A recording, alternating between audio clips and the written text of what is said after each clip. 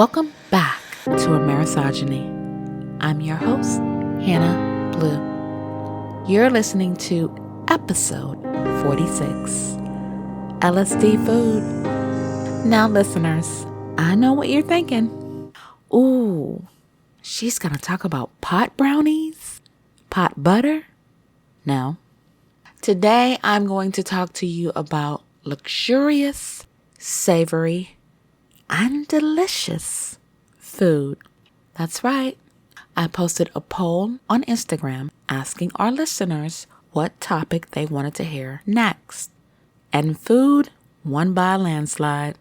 Now, I could sit here and talk to you about research and how it correlates to healthy foods and mental health, but that's boring.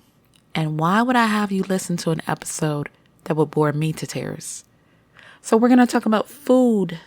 The good food that we look for when we're having a bad day and stressed out. Because sometimes when things aren't going well, the last thing I think about and the last thing a lot of people think about is a salad.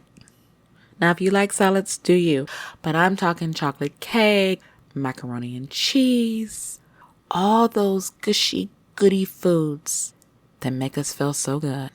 And since my podcast is about mental health, I'm going to pair some stories about food with good vibes with a bit of recipes sprinkled in. So sit back, enjoy, and let's get ready to ride. For our first stop, we're going back to the Ivory Coast. Do you remember when I brought you the story of Vivienne Kouame in a previous episode? She's what I call a chocolate connoisseur, and she opened her own company in 2021 called Jacovi. Now, what's so special about Vivienne is she is a female in a male-dominated industry. Chocolate is big business in the Ivory Coast. But she said, I want to be the face of Ivorian chocolate. When it comes to producing cocoa beans, Ivory Coast is the top dog. For the moment, Jacovi is a small business. Vivienne has 5 employees, and she sells her candy at malls. What I like about Vivienne, other than her being a female entrepreneur, she's very patriotic. She sells chocolate bars that are shaped like a map of Ivory Coast, and some are wrapped in beautiful paper with images of her culture and traditions.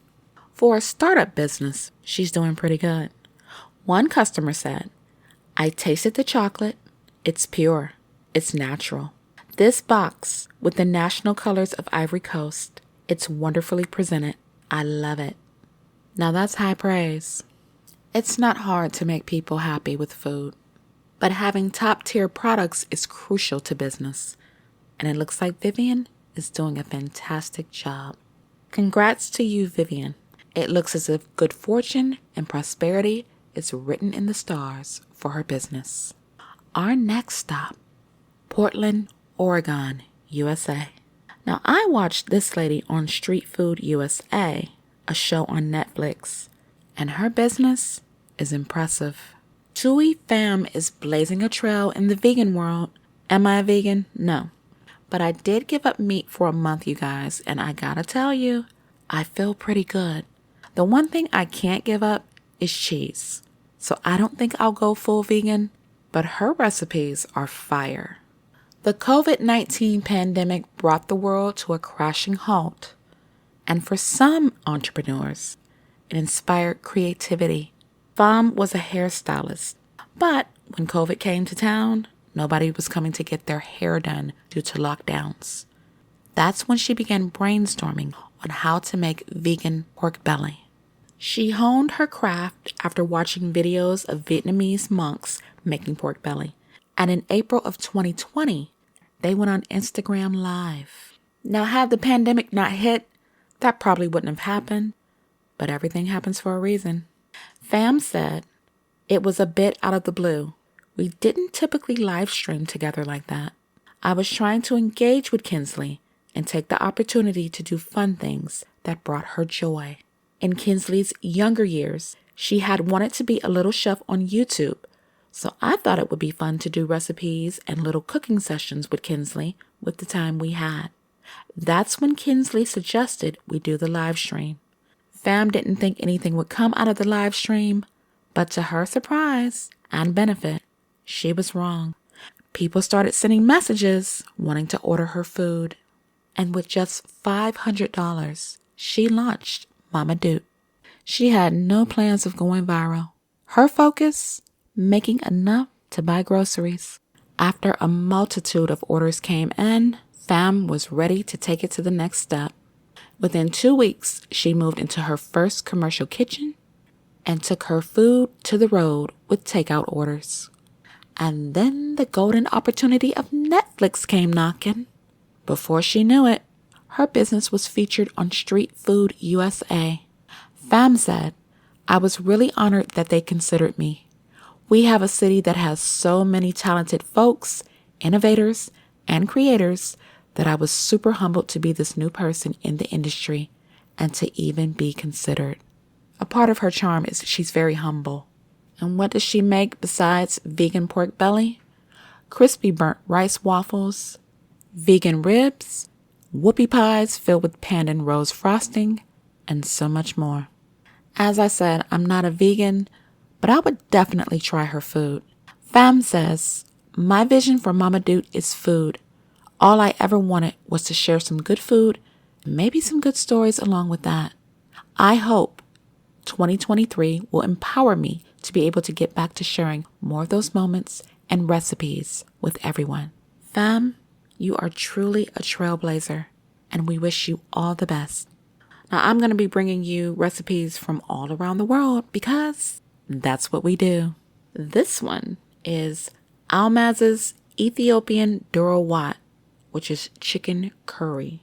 For this dish, you'll need a 1/3 cup of vegetable oil, 2 cups of chopped onion, 1 chicken, approximately 4 pounds. Make sure to remove the skin and fat. Cut it into large pieces.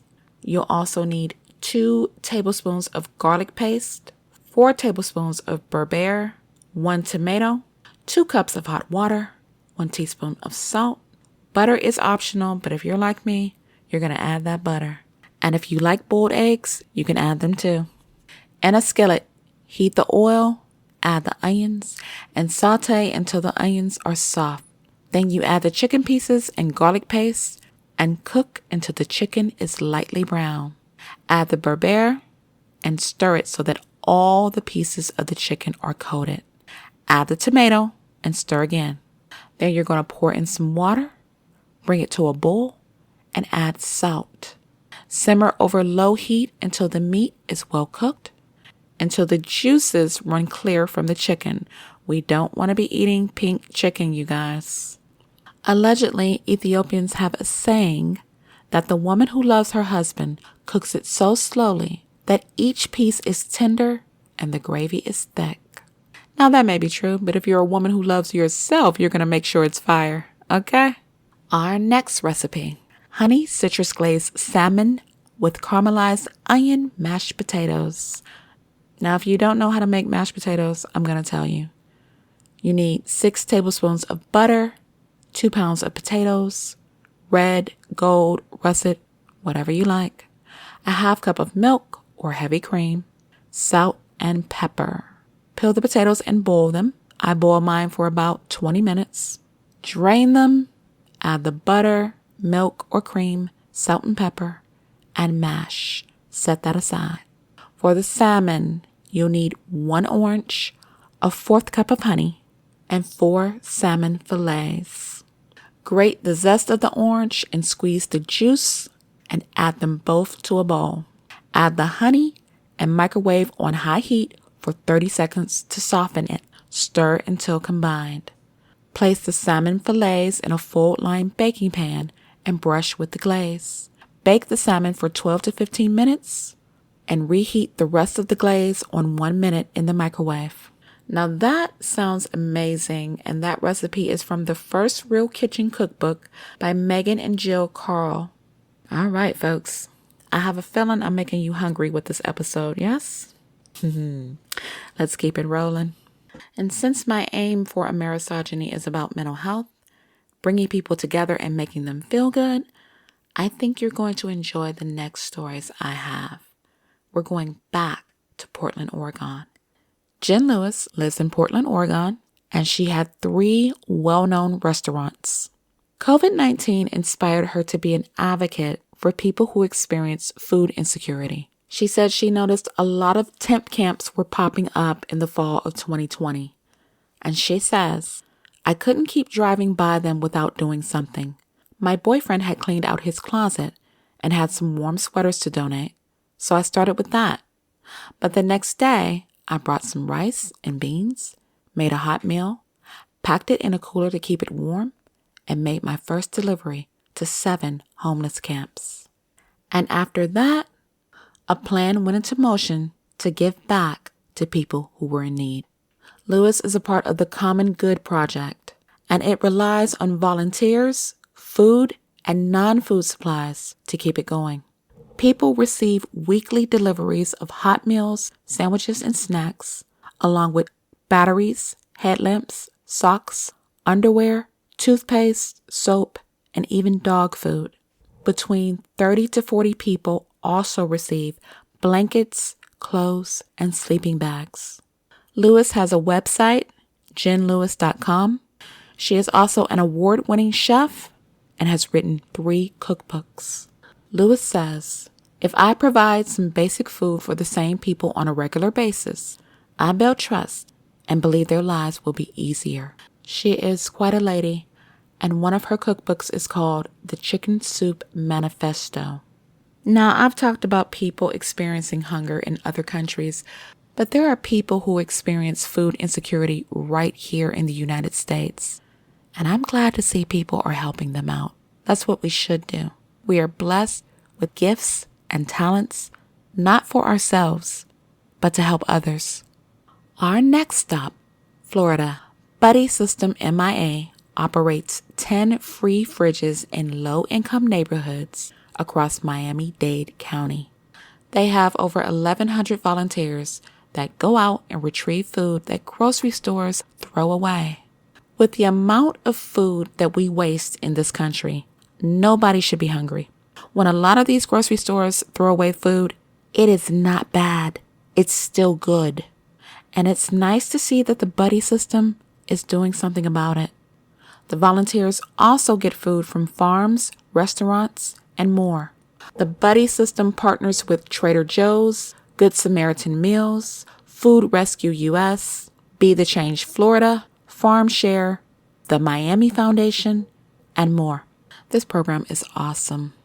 The nonprofit started in 2020, and each fridge has an artist's personal touch. What I love about this program is they help disabled people and the elderly and pair them up with volunteers, because otherwise they may not have access to get the food that they need. CEO Christian Gurin says, with our free fridges, we have no application process. If someone is undocumented or feels unsafe going to a food bank or pantry, we can help. We serve a lot of people of color, LGBTQ folks, and minorities. About 85% of our clients are seniors or people in emergency situations. Our next stop, still in the USA, Grand Rapids, Michigan. Let's talk about Community Food Club.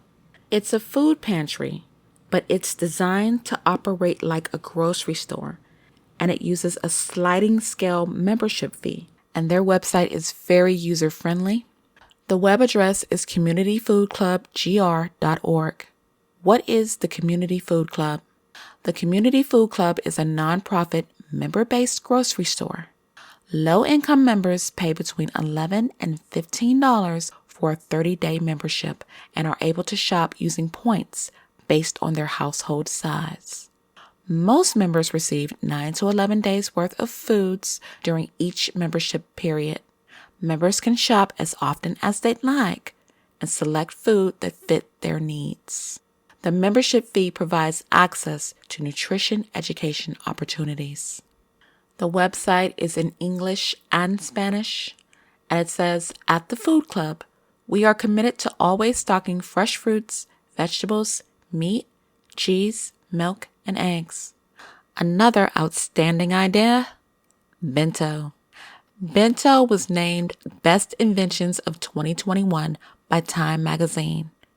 Bento is a smart app that helps people who need food and may have special dietary needs connect with restaurants and grocery stores seeking to reduce food waste. And their program is really cool.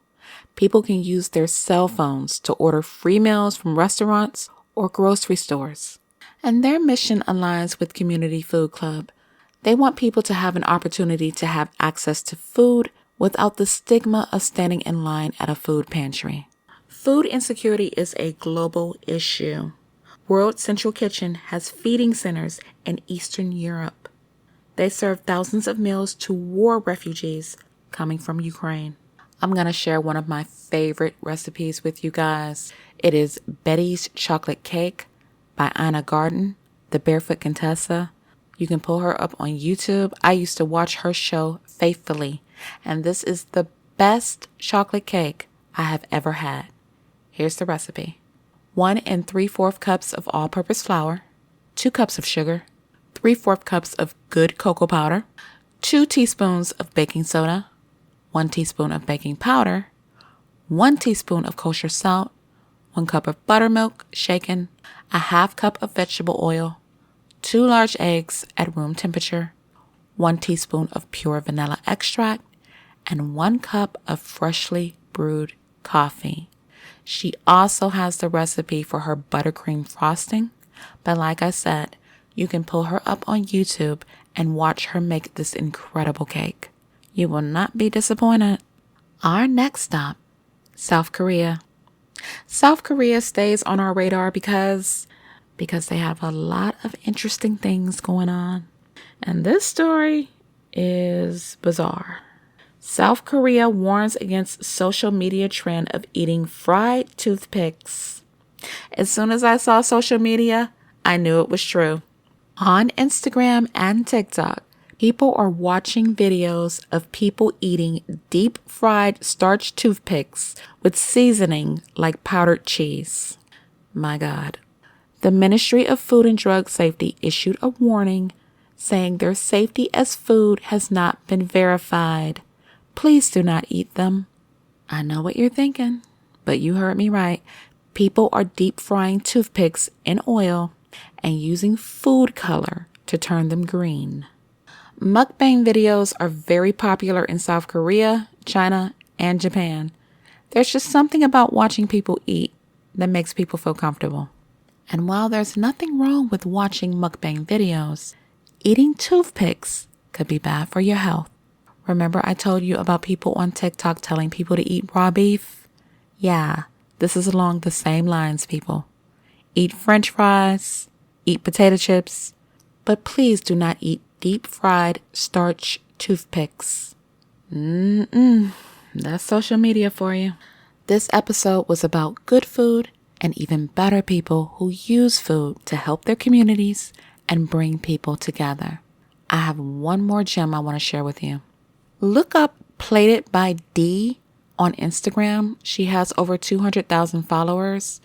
You guys, she cooks some of the most delicious food I've ever seen. Her pictures make me want to bite my phone.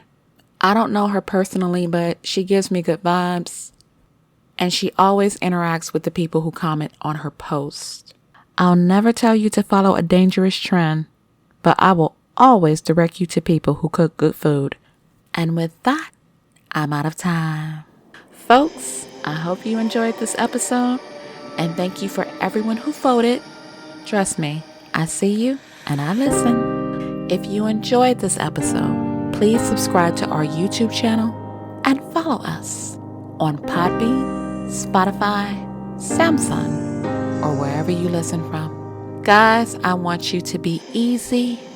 Take care of yourselves. Have the best weekend ever, and I will be back with more stories. Be sure to get some good food this weekend and enjoy. And as always, God